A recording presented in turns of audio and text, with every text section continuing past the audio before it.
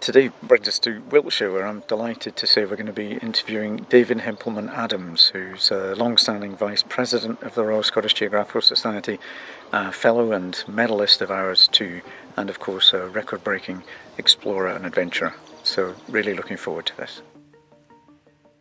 So can you tell us a little bit about your business background and why is it important to you? Why did you never sort of decide to just go ahead as a sort of full-time professional? Yeah, well, my grandfather was an industrial chemist, and my father was as well. So we made glue, which was posh glue, which went into lots of different industries around the world. So I did business studies at university, but from a very early age, I loved climbing, and I got into that through school. And at one time, when I was hitchhiking out to the Alps and doing all these things, I did think about becoming a mountain guide. And then I thought, well, it's all right while you're a young man, but what happens if you get an injury? And, then you're going to be sort of middle-aged and wondering what to do.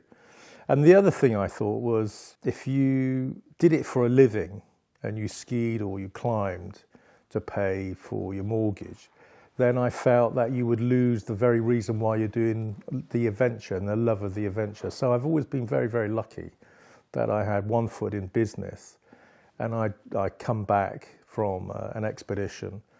And sometimes, I got to the point where the management did much better when I wasn't there. So they used to pay for a ticket for me to go away again. So that was delegation to the nth degree, but that worked out quite well in the end. So I know you started, I think, with Duke of Edinburgh and stuff. So, and I know you've had a long involvement with that. Was that really the sort of key then that got you first interested in the outdoors? Or yeah, I've often said the hardest thing I've ever done, notwithstanding Everest or North Pole, South Pole, hardest thing I've ever done was the Duke of Edinburgh Bronze Award. And the reason was because that's the first time I'd ever been away from home. First time I'd gone off with my mates in a tent. First time we had to cook for ourselves. But it was also the first time I just went to a regular local school, and it was near the Somerset coal mines. And a lot of my friends couldn't go because their fathers were miners. And they didn't have the money.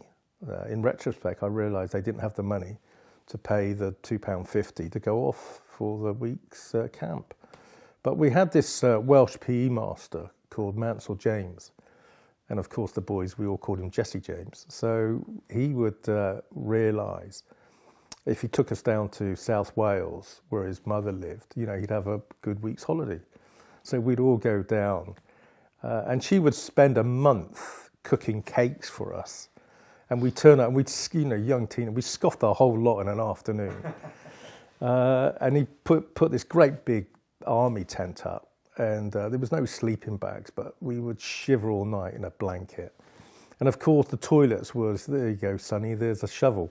So you just couldn't do it nowadays. It would be impossible to do now, which is a tragedy actually when you think about it. But so that was my first experience of going away.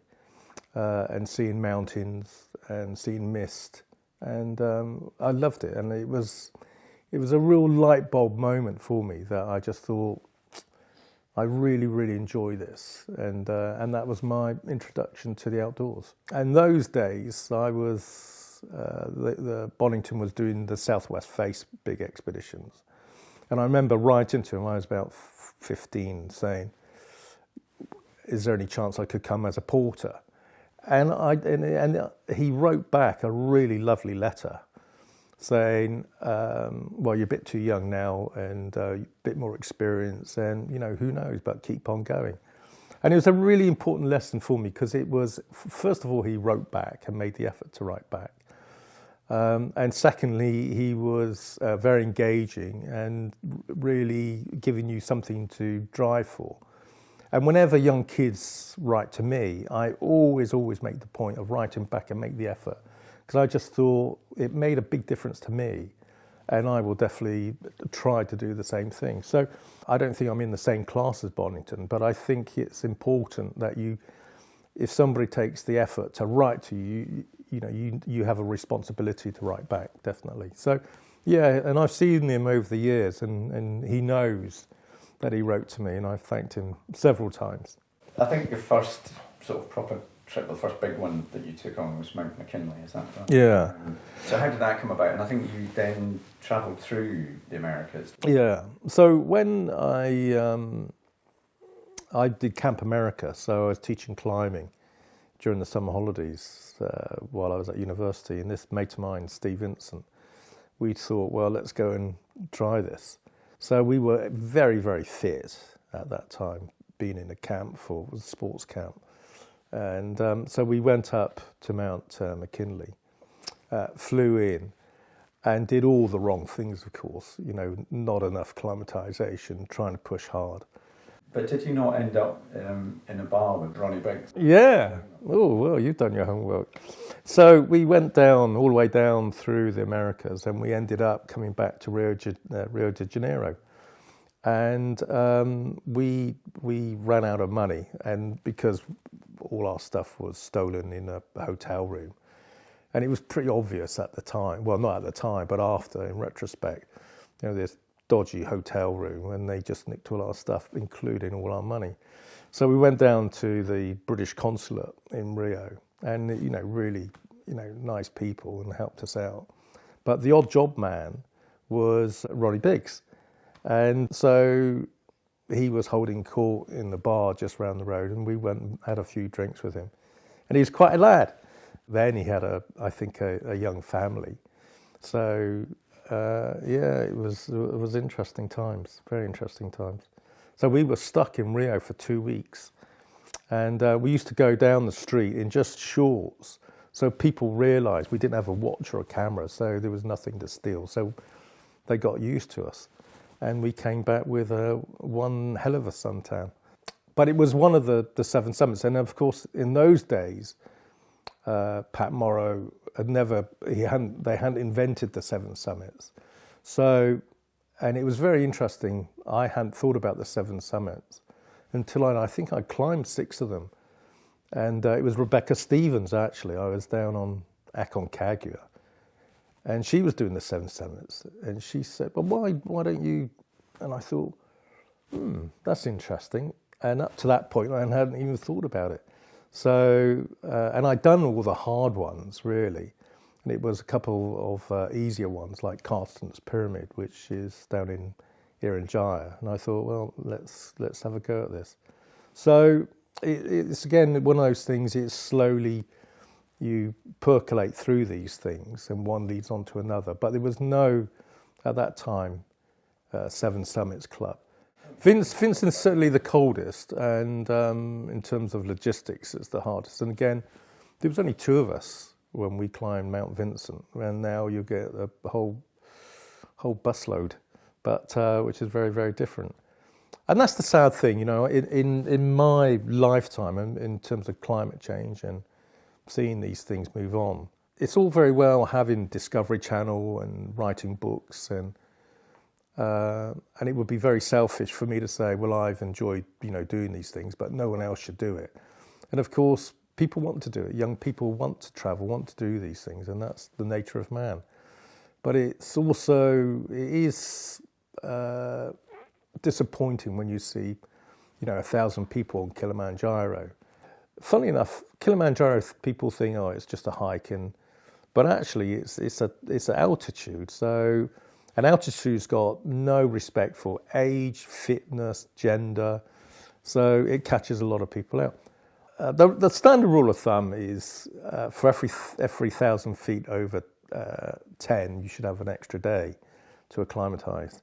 So Kilimanjaro is the perfect example. So that's nearly 19,000 feet. So you should have 9 days to acclimatise. Most people will do it in 3 or 4 days, and a lot of them struggle, and the success rate's terrible. If they spent 9 days acclimatising and do it slowly, the success rate would be much, much, much better. On Everest, I think maybe because people are spending a lot more money, people take the time, they acclimatise better, They go up 2 or 3 times putting their gear in. So the success rate now is much, much better. Oxygen has made a huge difference now. I mean, now putting on this modern oxygen takes you down to sea level virtually. So it's much, much, much easier. The first time I went to Everest, which was 93, I climbed it firstly on the south side as really a climber. And there was just 10 of us who climbed it in that year. Now there's a lot more. For me, it was very disappointing because you read the books, you know, Lord Hunt and Hillary and, of course, Bonington, and you see the photographs. And when I actually got to the summit, and it was 11:28 a.m. on the 9th of October 1993. It's the only date I can remember. I can never remember any other birthdays or anything, but that's the date I remember. I was slightly disappointed that I did it because I just felt I hadn't worked hard enough to get there, whereas all those guys have spent their entire life getting there and climbing. Whereas on the North Pole trip, you know, I'd failed 3 times on that and spent half my life floating around in a tent before I got there. So I felt, I slightly earned it more than climbing Everest. And the second time I climbed Everest, back in 2011, I took a group, and it was a medical team and a big team, and I was leading it. And it was a very, very different type of experience leading it. I'd always wondered what it would be like. Like Bonington was a great leader, fantastic logistics, and his books were very fascinating, you know, the different personalities of the different climbers. Because I knew all the tricks because I was a climber before. I tried to break down those cliques and did certain things, you know, no one team or no 2 guys would do anything more than 3 days and kept rotating it. And that worked, you know, really, really well. You know, it was interesting, the difference between 93 and 2011, the communications had completely changed. And we would be in base camp with laptops, with IT. And the important thing that gave us was meteorological data is far, far more advanced now than it ever was. So before, if you went up, got bad weather, you'd have one shot at it. Whereas now, you got these guys who were specifically skilled in just, say, Mount Everest, and they would look at the data and say, right, in 3 days' time, there's going to be a slot of 4 days. Get yourself organised to do that. And that's made a huge, huge difference. And of course, that's what you see in the press now. So when you've got, say, 30 teams on the north, on the south, they're getting all the same data. So when these guys say, right, you got 4 days and getting to this position on this day, that's when you get this mad rush of all these people on the summit in that specific day. Whereas before, you'd have a drip feed of climbers going up. So now it's got very, very sophisticated. And it's got to the point now where you can actually get acclimatized in England, in your bed, fly out to base camp in a helicopter and do the whole thing in probably no more than 2 weeks now. So you're cutting out a huge amount of time in acclimatization, which you can do at home. And for some people, you know, that's what they want to do. They want a cappuccino machine and or the mod cons, and yeah, things are changing. Yeah, and that, I mean, modern comms has changed the shape of expeditions and exploration significantly in a way. Do you think that's sort of diminished it, or has it enhanced it, and has it sort of taken the shine off some of it? The bottom line is -40 when Shackleton and Scott went down to Antarctica. -40 then with their clothing they had then, and -40 now, even with our clothing, is still cold. And you can still die, and you can still go down a crevasse. And as I said, it doesn't matter if you've got a spot GPS and a sat phone. If you've gone down one, you've got bad weather, you're going to die, and it's still life and death. So you can have all this stuff, but and we all know with recent expeditions, people still die doing it. You've had an awful lot of adventures and things. Are you somebody that do you have to turn shopping into an adrenaline sport? No, and with all the adventures I've done, they've sort of there's never been a focus to actually do something. It's sort of slowly percolated through, and one would lead into another.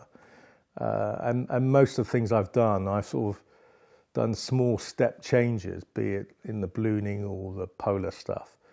I suppose my biggest, most audacious thing I ever did was my very first big polar trip. And that was when I did in the 80s, most of the Antarctic and Arctic expeditions were all done with snowmobiles or dog teams. And the limiting factors of those were you had to drop fuel or dog food. So they were hugely expensive, so they were either government or military. And in those days, there was a guy called Mesner, and Mesner was this fantastic climber who was bringing alpine-style climbing to the Himalayas. And I just thought, well, why doesn't anybody do this up in the Arctic or Antarctic? No one had ever done this before. So Muggins put his hand up, and I thought, right, go off with a small sledge rather than this huge infrastructure, which would be 1/100th of the cost, and have a go. Which I tried and failed because of I didn't have the experience, basically. I didn't have the right gear. And of course, in those days, there was no sat phones. We had to use Morse code. And there was no GPSs. We had to use sextants. So it was, a lot of the gear was heavy because of just the comms then. And so as things have got lighter and we've got GPSs and other things, it's like everything psychologically. Same with mountaineering. Mesner climbed Everest without oxygen and everybody poo-pooed it and said it couldn't be done and you'd die and everything. Well, now lots of people do it, and because it's that psychological barrier. And that was the same with those early Arctic trips. Once someone had made an idiot of themselves, which was me, they thought, well, and a lot of people know. And now everything, all expeditions now mostly are done skiing with sledges. Down in Antarctica, you can't use dogs, but nearly all the big expeditions now are just with sledges and skis. When I went to the South Pole, it took me 60 days and a lot of weights with all this stuff. Well, nowadays, you can do it, the people have done it in 27 days. And of course, because they're doing it faster, then they're lighter, and if they're lighter, they got less equipment, less weight, so they can go far. So you get into this perpetual, it's going to get refined more and more and more. And I've got no doubt with these kites that you can use, unquestionably on the way out from the pole, which is 700-800 miles, depend on which route, there'd be men and women with the skill now who will be able to do that in one day, get the right weather conditions. So things are changing unbelievably. I think that the downside of that, though, is sometimes I feel people have a false sense of security.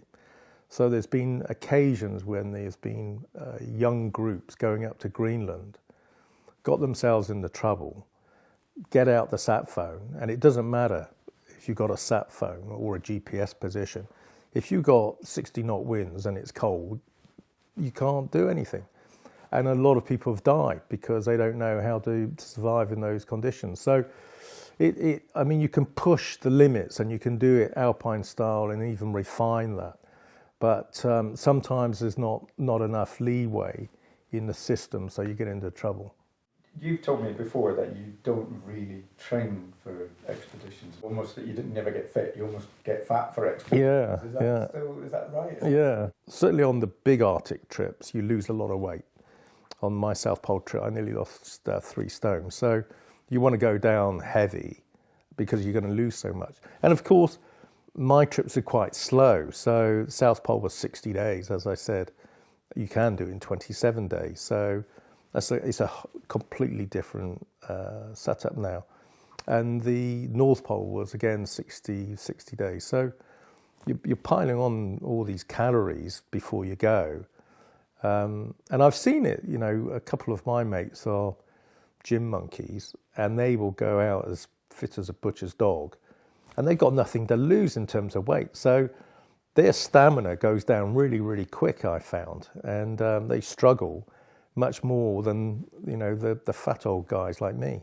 So that's the theory behind it, anyway. Grand Slam then, the last thing, I think, was it the North Pole was the last? Yeah. Is that the hardest? Yeah. The Grand Slam is climbing the highest mountains on every continent.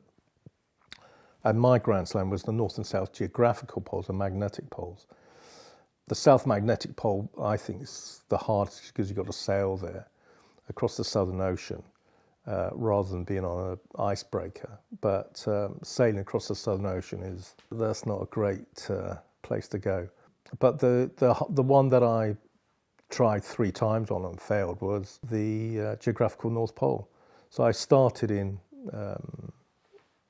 the 80s, 83, 84, and failed miserably. And I swore I would never go back until I got a lot more experience, which I did before I go back again, all the way to 97. And I did that with a fellow called Rune Geldness. And it was very, very interesting, that dynamic. English and Norwegian, there's huge differences between us. I went to university, he went into the elite army, he smokes, I didn't smoke. It was lots and lots of differences. But to this day, we've done lots and lots of things together. We've never had a bad word. And that's a lot of years and lots of expeditions. So it worked out very well. So we failed on 97. And I always say to young people, there's no such thing as failure. The only person who ever failed in their lives was the person who knew they could do it in their heart, but never actually gone out and tried it again. And on every single expedition, I have a little diary and put in the back things that you can improve on next time you go. So from 97, we had probably nearly 100 different little things we would improve on. And 98, we went back, and we were only just successful. It was really touch and go on lots of different things. But again, in the back, there were still 25 things I would have gone back the following year and done differently. But that North Pole, it was just excruciating. I mean, really low temperatures. It was just hard. There's no way could I do that now. But it was just a hard graft right from the coast. So Rune is a good sort of departure then into the sort of next phase of your exploration, which is a lot of ballooning. Yeah. The story I know best is when you tried to take a open basket and balloon across the Andes with Rune. Yeah. So I don't know if you remember, but 97, 98, there was a lot of people trying to balloon around the world.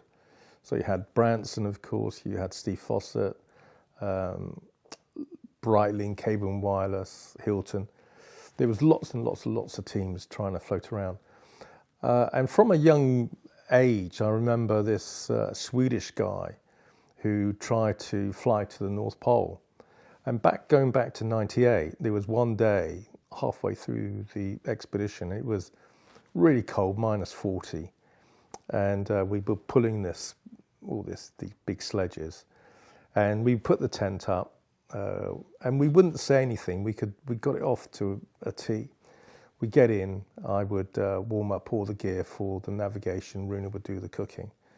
And so I'd plot the actual where we were. And you'd always do the same thing the following morning because it was an ocean. You didn't know what was happening.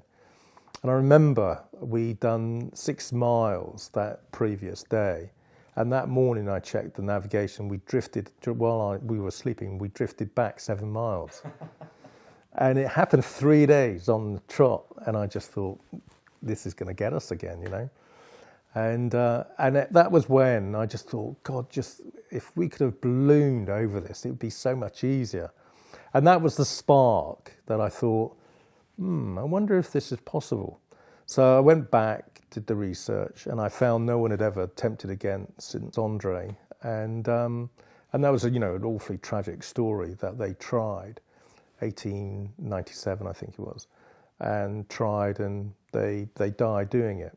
And when you look at that trip, they were unbelievably audacious Because if you look at exploration per se, if you look at when they found Antarctica or when Shackleton and Scott went across the barrier, then up the Beardmore, and it's this slow chinking out of knowledge. And the same with Everest. You got so far, then another team got a bit higher, and you were passing on this knowledge. Whereas these guys, they were cutting a rope, and off they were going, and they didn't know where they were going to go. They didn't know. They had black tie, they had gifts for new emperors. I mean, it was unbelievably audacious. They didn't know if they were going to fly off the edge of the world. Unbelievable. So, as you know, sadly, the three of them died. The guys that were successful going around the world was a Breitling team called Bertrand Piccard and Brian Jones. And Brian Jones is Wiltshire guy.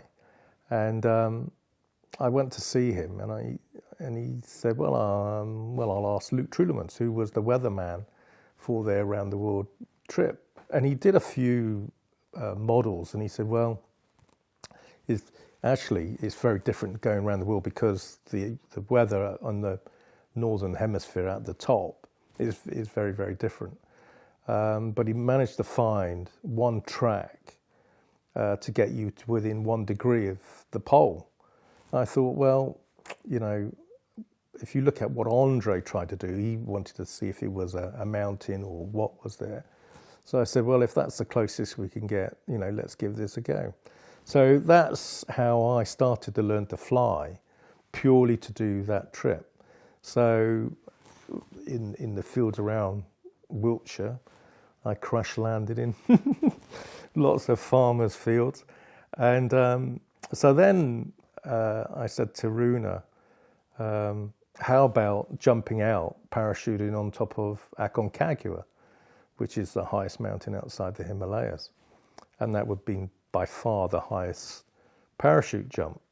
So he said, yeah, I'm up for that. So, and I would be flying over the Andes, and no one had ever flown over the Andes at that time.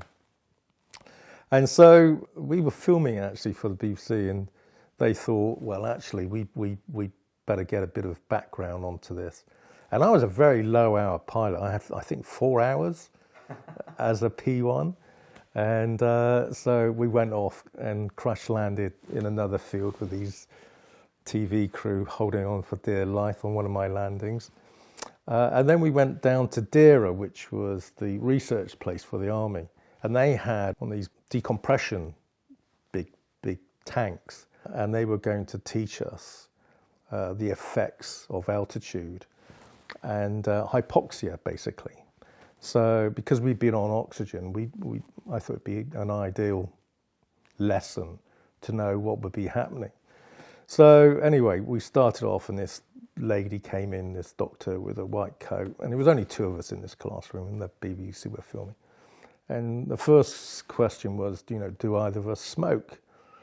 And I said, no. And she said, well, Runa, do you smoke? Whoa, I smoke. How many cigarettes? Well, 60 a day. And she started giving me a lecture.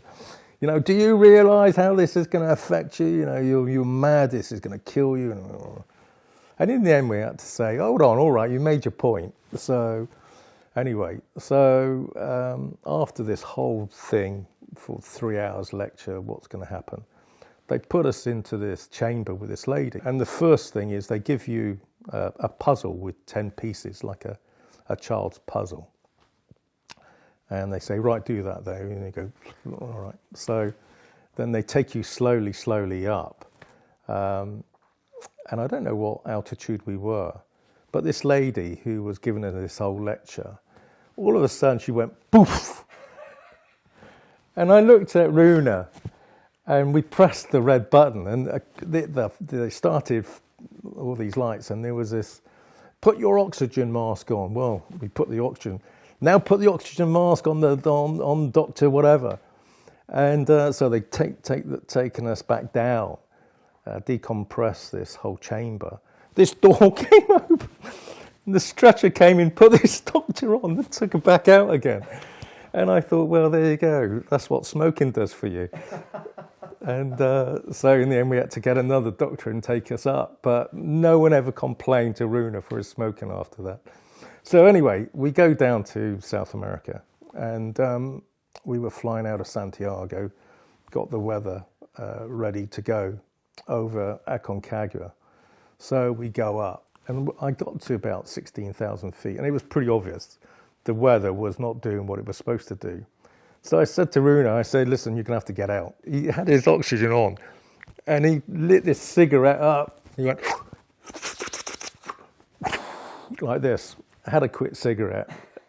And then he got on the side of this basket, and I said, right, I'll see you later, and just bailed out. I carried on and landed in a cactus tree somewhere. But we thought, well, that's not gonna happen this year. And then I went from Santiago Polo Field.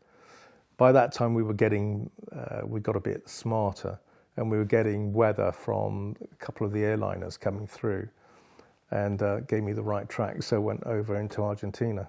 For me, of all the things I've done, be it the North Pole, the South Pole, or the Grand Slam, all those things have been done before. It might have been solo, or it might have been, but basically they've all been done before. The only thing that I've done, which I think sets that apart, was the North Pole flight, because a lot of people said they absolutely poo-pooed it. There's no way they could, it would happen. It was quite difficult because I had to try and find a sponsor to say, look, no one's done this before, and actually the possibility of actually it happening is pretty slim, but would you give us the money to give a go? And I actually found a friend who actually did that, and it was Britannic Assurance.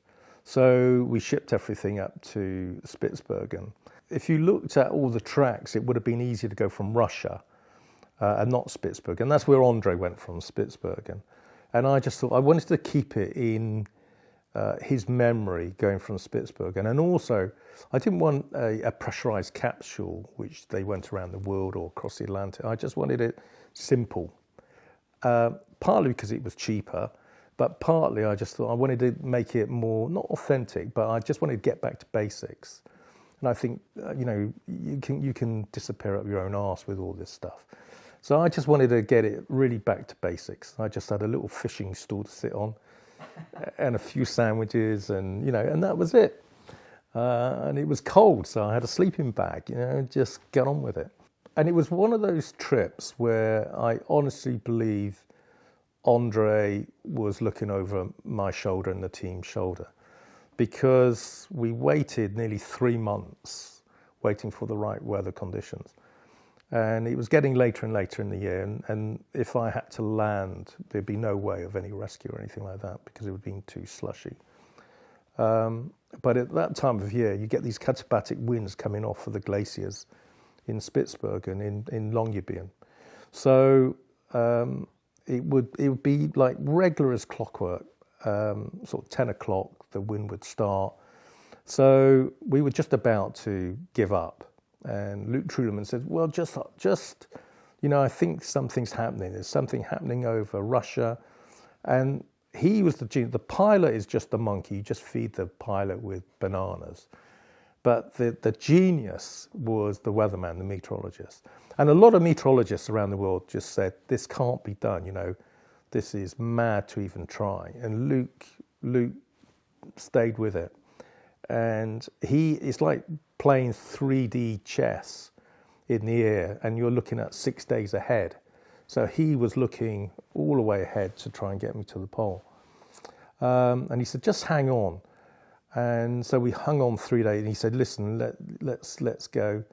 And so the time came, and they got all the gear up. But it was too windy. These katabatics started, and they couldn't inflate the balloon because it would just ripped it. And then the guy called Gavin Hastings, who was doing all the logistics, get it together, he came to me, he said, right, we'll give this another 20 minutes and then we just got to scrap it. There's no way. And we waited 15 minutes, and we had these Met balloons, small party balloons, and they were all horizontal. And I don't know what time it was, but let's say 12 o'clock. At 12 o'clock, just 5 minutes to go before you can scrub it, these balloons just went straight up and we said, right, let's give this a go. And it was one of those things where everything just worked, except for the communication. Everything worked, and off I went. And we did have problems with the comms because there was no sat phones. The Iridium was, and they'd taken that down. So we were using HF, going through British Airways, going across the Atlantic, and they were doing relays. So it was all pretty sophisticated stuff in the end. But what happened was he took me 4 days going up across Russian airspace. And at that time, we had a team that went off to, just in case I landed in Greenland, team went off to Canada, team went off to Russia, team went off to Alaska.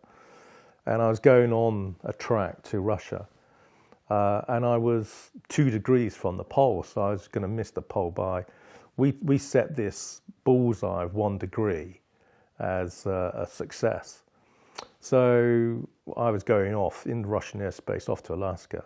And then suddenly, the balloon, without me doing anything, started tracking into the pole, got to within 2 degrees, and then past the 1 degree. And it actually got in to within 8 miles of the pole. Wow. And it was just extraordinary, and without me touching a thing. And I remember contacting Luke again and saying, right, well, now what happens now? And they said, well, we don't know. And everybody had left. And they said, we're celebrating, just sit there. So I was at, I said, like 10,000 feet. And about an hour later, he came back. He said, right, I want you to come down to 2,000 feet. And he gave me a low-level jet all the way back to Spitsbergen. So just 2 days back. So it was an extraordinary flight in how he managed that, and then got picked up. Yeah, it was. And as I said, I'm sure Andre, was sitting on my shoulder. And I went to there's a museum called Grana, and where it's the Andre Museum. And I thought they'd be slightly disappointed that we'd achieved being Brits, doing something that they hadn't done. And none of it. They were just thrilled that somebody had done it. But they said quite rightly, Andre was just 100 years ahead of his time. And it would have shown everything that he wanted to have done. So, no, it was a really wonderful flight. And this is the telling thing. I mean, as I said, Luke Trulemans was the genius. He never got one meteorologist write to him and said, well done. And that's the nature of man, I suppose. So from that, I had this envelope and basket. And the next great thing, I thought, well, how about the Atlantic? And no one at that time, I think, had done it in a basket, low level, going across. So again, I tried that 3 times. I started off first time in Pittsburgh, partly because we didn't know if there'd been any UV degradation of the envelope. So we thought if we go mid-States, I'd be able to land, if there was a problem. So that first time, again, Luke was doing the weather. We had problems with the equipment. So I landed it just north of Boston. And it's very interesting. You're going from an altitude and a speed to get across the Atlantic to when you're going to land so you don't lose all your gear. And you want to do it in early morning. So you're going from 2 different extremes. And then you're trying to bring quite a heavy balloon with all this gas on board down to about 500 feet above the trees. And I remember going in this straight line, must have been sort of 6 o'clock in the morning. And I could hear this siren. And then I saw this police car going this way. And then I was still trying to find a big field, and I was going. And then there was a fire engine and a police car. Then I came to another road. Then there was a fire engine, police car, an ambulance. And I contacted the control room back in Bristol, and I said, this is really odd. There's something going on. They said, you silly idiot, they're all following you. And there's a technique where in ballooning is if you find a big space, you've got a lot of inertia with all this gear on, all these gas cylinders. But what you can do is you can hit the top of the tree and it takes out all the inertia, and then you just plop it into the field. So I thought, right, I'll give this a go. So I hit the top of this tree and it just didn't, and it went straight down. I was stuck in the top of this tree. So by, the old fire brigade came and had this great big ladder, and I refused point blank to go down this guy's ladder. I said, I'm going to climb down. Then the next attempt I did, which was 6 months later, same place, Pittsburgh, went out. And then the weather changed, so I had to land. And this time I did a great stand-up landing right in front of this farmer's porch. And again, it's sort of 6 o'clock in the morning. And he came out and he was shocked to see this great big balloon. And then the third attempt, we moved the whole site to a place called Sussex in Canada.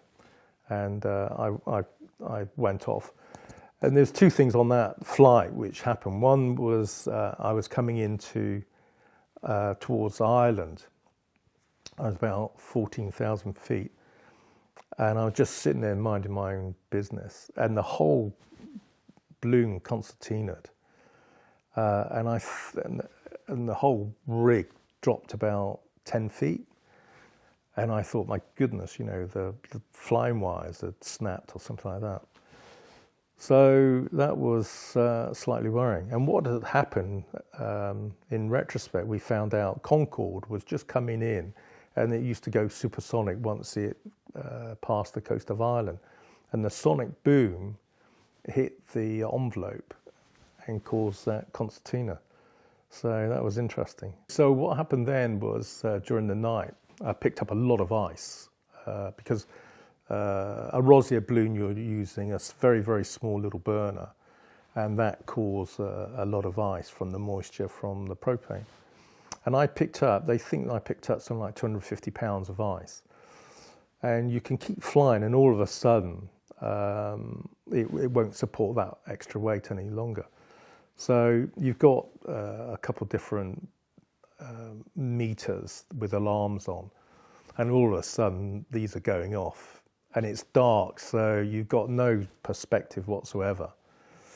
So you just see your altimeter and you think, oh my goodness, you're going down pretty quick. So I cut away 10 tanks off the basket full of fuel. So luckily it was over the Atlantic, and that stopped really the descent.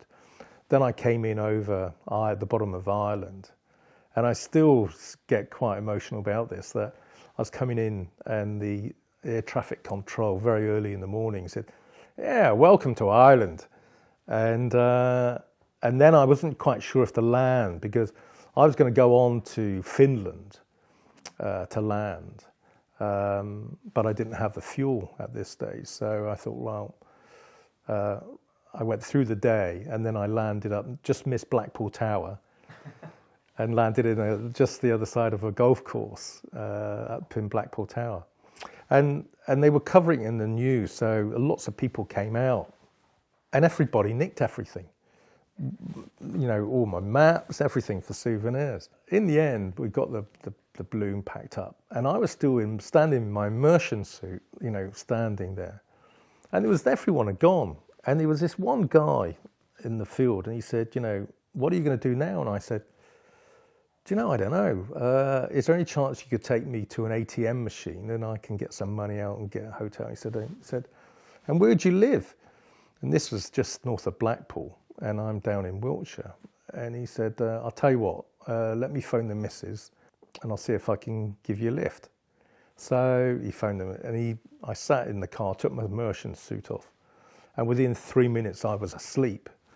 So we came down the M6, M5, and he woke me up coming into the M4. And he said, is this the right way? And I said, oh yeah, went back to sleep. Anyway, he got me to my house. This is about 1 a.m. now. And I said, oh my goodness, come in, stay the night, thank you very much. He said, no, I've got to get back. I've got to work on the 8 o'clock in the morning. He went straight back up again. Wow. And I just thought, what fantastic, that was brilliant. I made sure that he got his money for a bottle of pop, and his petrol expenses. But I just thought, for me, that summed up a great, great trip. And then I followed that up again, it's same envelope, that gave a duration and distance record. But you've sort of obviously gone on there to lots and lots of different balloon records particularly. I mean, I think you talked about possibly the Rosier altitude record. The one thing was altitude record, and it had been set before by the Breitling guys in a pressurized gondola, and their balloon was probably 6 times bigger, so they could get the altitude. So we worked out, because we didn't have the weight of the gondola and the weight of the envelope, if we used a much smaller basket with me just sitting on a fishing stool, the calculations worked out that I could beat the record by a couple thousand feet, hopefully.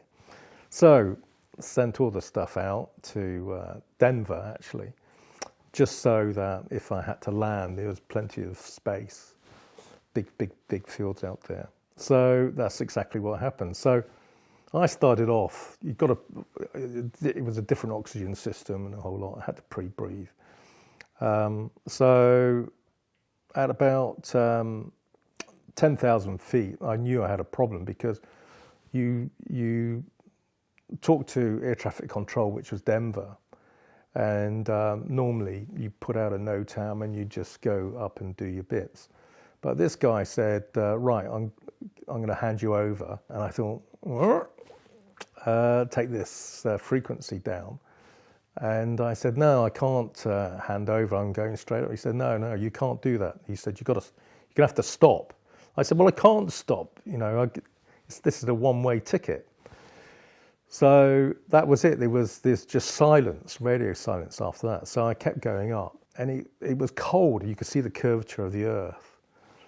And then I had a problem, because I knew I'd got the record by the barograph and everything. And what you do is after about 5 seconds, all it is it's a simple rope, and with a little round disc at the top that you pull and let a little bit of helium out, and you lose height and you start to come down. Anyway, I pulled this for 3 seconds, and I kept going up. And I thought, that shouldn't happen. So I did it again for 3 seconds and looked, and I was going up again. And I thought, I just couldn't work this out. And I don't know if you remember, at that time, there was a golfer who had been flying, and they'd lost pressurization in this aircraft, and they all died because they ran out of oxygen, basically. And I thought, my God, I'm not going to have enough oxygen if I'm up here any longer. So I was trying to work this out. Why, if I was pulling this, helium should be coming out, then you could hear the spring working. Why was I going up? And that's when sometimes you need a bit of luck. And I thought this through. And there's a fantastic balloonist called Don Cameron, who's the father of ballooning, basically. And I remember him telling me this story when we were looking at building this envelope, which is basically the balloon. When they were looking at the logo for the Britannic balloon, which was a dark logo, what effect that would have in terms of solar heating. Right. So for some reason, I remember about the solar heating during the day. And I thought what was happening was it was getting later in the day, and that was actually heating at that altitude, heating up the helium. That's what was taking me up. Well, I hope that's what was taking me up. So I thought, right, I've got to sort this out. So instead of 3 seconds, I thought, I've got to go for this, and pulled this for 30 seconds. And I could see it started to level out. And then all of a sudden, I started coming down pretty quick, which actually was exactly what I wanted. And that's what happened. So anyway, to cut a long story short, I landed, and I could see these police cars coming towards me. And they came into the field, and they said, "Sonny, we're going to bust your ass." And what had happened was, when I went up, because I hadn't changed frequency, they had to stop all the aircraft going into Denver and take them in a completely different route. And that had an impact, not on over in Denver, other aircraft, because I was higher than the aircraft at that altitude. All the aircraft going into Los Angeles and San Francisco. So it was a bit of a mess. And they were going to put me in handcuffs and take me off. But there was this wonderful lady, this little lady called Barbara Morton, who was this FAI observer. And she said, "You don't touch that boy, he's my boy." And these guys were so shocked. They go, "Oh, okay, ma'am." And they let me alone. But we had to write a big report about this whole thing. And to the Americans' credit, they wrote back and said, "You know what? We found the mistake. The guy hadn't handed over, and we did everything right." And the reason why that was important, because if we had broken any air law, then the record doesn't stand. And there's no way was I going to do that again. So luckily, it still stands today. So obviously you went through, sort of started out with mountains, sort of, and then the poles, and then ballooning. It took you a while, it feels, to arrive at oceans. I would like to consider myself a decent climber and decent polar and decent balloonist. But even though I got an Ocean Masters ticket, I wouldn't say I was a sailor. I haven't got that deep love of it. You know, as sailors all around the world, you know, they live and breathe it. So I wouldn't say I was a natural sailor, or whilst I can do it technically, I wouldn't say I got that love of it. Partly because, you know, half the time my head's down the bucket saying hello to God. But for different reasons, I thought, because I'd had so much experience up in the Arctic, and historically the North-West Passage, and that led on to the North-East Passage. And because of climate change in my lifetime, I've seen 1/3 less pack ice, and I've seen a huge difference in the Arctic regions. I just wondered, would it be possible to go around one of these, Northeast or Northwest, in one season? And normally it takes a couple of seasons to do one. You've got to overwinter and go back. And that's where that whole project of the Polar Ocean came around. And Borg Orsland, who I know very well, he was going to try and do it in a really, really small little catamaran, which you could pull up on the ice. And I said, there's no chance that's going to happen. Anyway, he did it. And I thought, oh. So I thought, well, let's try in a bigger sailing yacht. So I found this sailing yacht built by Irish team, French design boats, aluminium boat with a retractable keel. And this Irish team had actually done the North-West Passage and took 2 seasons, and did the North-East Passage and did 2 seasons. So I thought, well, let's forget 4 years, let's try and do it in 1 year. So then I went to see this Russian skipper in Moscow. And this was breakfast time. I was meeting this guy called Nikolai. And again, he'd done the North-East Passage, and it took him 2 years, and the Northwest, and it'd taken him 2 years. So one of the things when you go for a permit to traverse the North-East Passage, you need someone who can speak Russian, and you need an ice pilot. So I thought, well, because I'm cheap, if I get a skipper who's done the North-East Passage, he can speak Russian, and he's an ice pilot as well, you know, that's 3 in 1. So we started chatting, and he said, there's no way is this possible. And but I found after a sort of half a bottle of vodka, he said, well, let's give it a go. So that's how that was born out. And we took the boat up to Spitsbergen's trials. And the same old thing, you know, you learn a lot from these trials. Came back down again and did some work on the boat, and then left. I was actually, at that particular year, I was the High Sheriff of Wiltshire. So I couldn't actually spend the entire time on the boat. So I managed to get permission to go off for a while. The boat left Bristol on the same dock as Brunel's great ship. And then the yacht went all the way up to Murmansk, and then I picked up the boat in Murmansk, and then we went around the northeast passage, and we were very, very lucky to get around so quick in one season. And then the scary point was the northwest passage we did in 14 days, which was quite remarkable, and we didn't see any ice whatsoever the entire way around. And then I got off in Apanovik in Greenland, and then again the team brought it all the way back down to Bristol. So we did the northeast and northwest in one season, which was good for Wicked Weather Watch, because this was a charity. When my girls were going through school, they would often say, well, what's the difference between global warming and climate change? And there was nothing, even though you get on the internet, there was lots of different things, but a lot of it was political rather than just factual.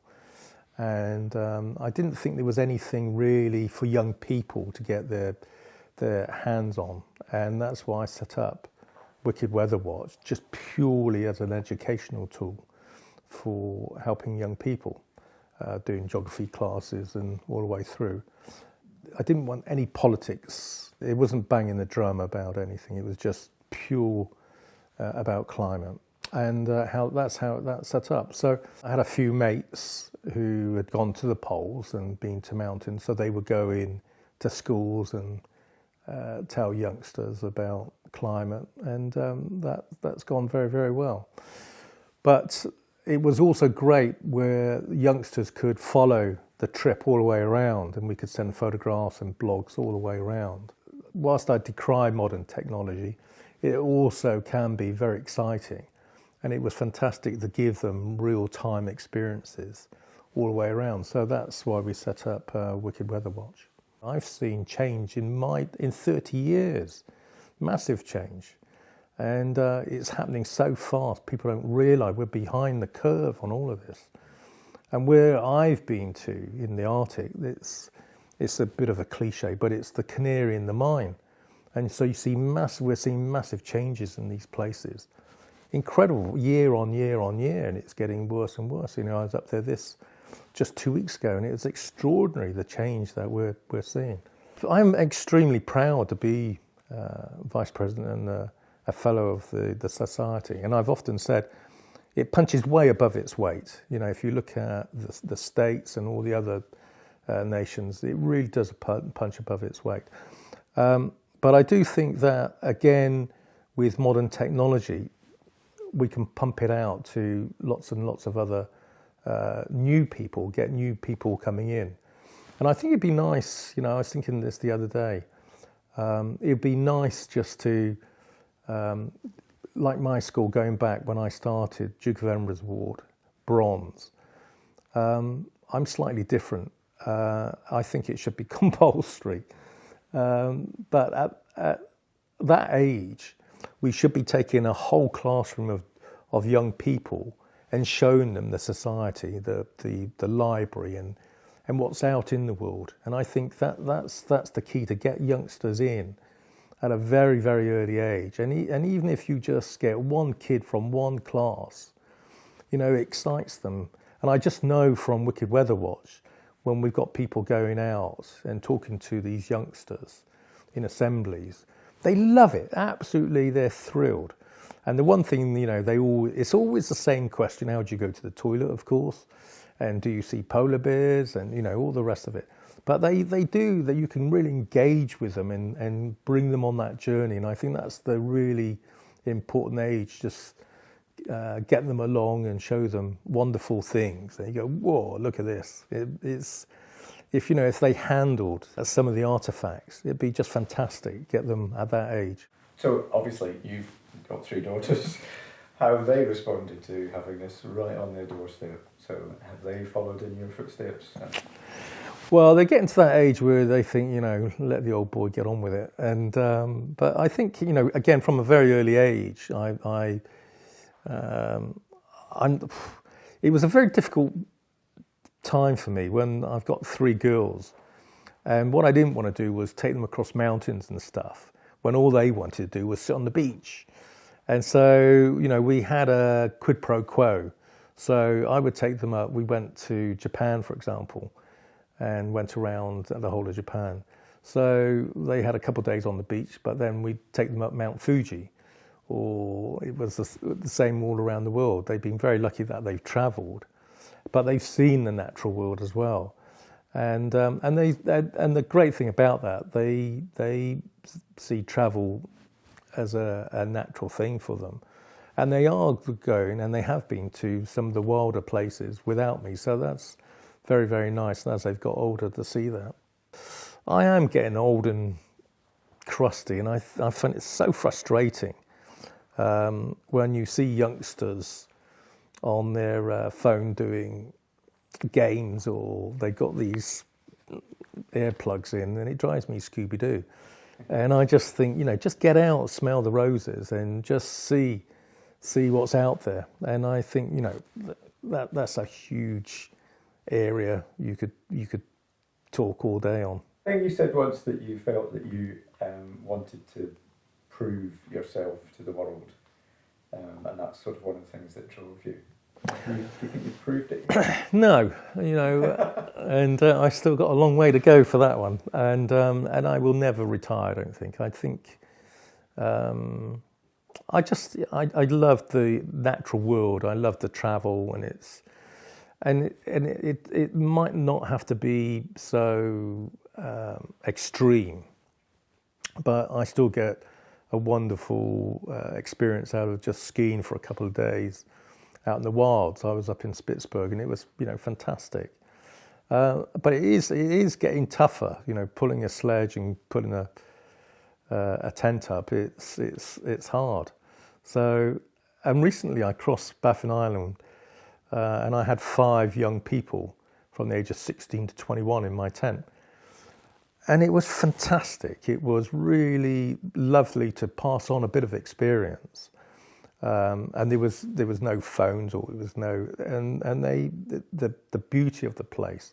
And it was wonderful to see how excited they were seeing these different places. And actually, this is the important thing, they'd all done geography, and they could see for themselves what a hanging glacier was in real life. And to see that was really, really wonderful. And I often say to teachers, never ever underestimate what you can pass on to a young person, because just one sentence, they might remember that all their lives, and it will stay with them. So keep doing it.